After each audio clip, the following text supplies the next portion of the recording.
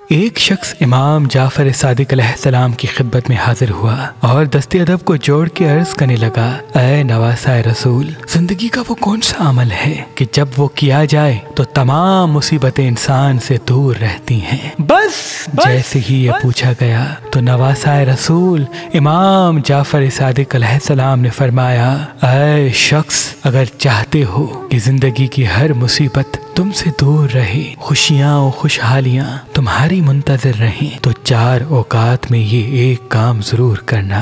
पहला, जब तुम्हारे घर में किसी की विलादत हो तो अल्लाह के किसी बंदे को खाना जरूर खिलाना। दूसरा, जब तुम कहीं हिजरत करो तो हिजरत के बाद जब मुकीम हो जाओ तब भी किसी मुस्तहिक को खाना जरूर खिलाना। तीसरा, जब तुम्हारे घर में किसी की शादी हो तब भी किसी मुस्तहिक को खाना जरूर खिलाना। और जब नया साल शुरू हो तब भी किसी मुस्तहिक को खाना जरूर खिलाना।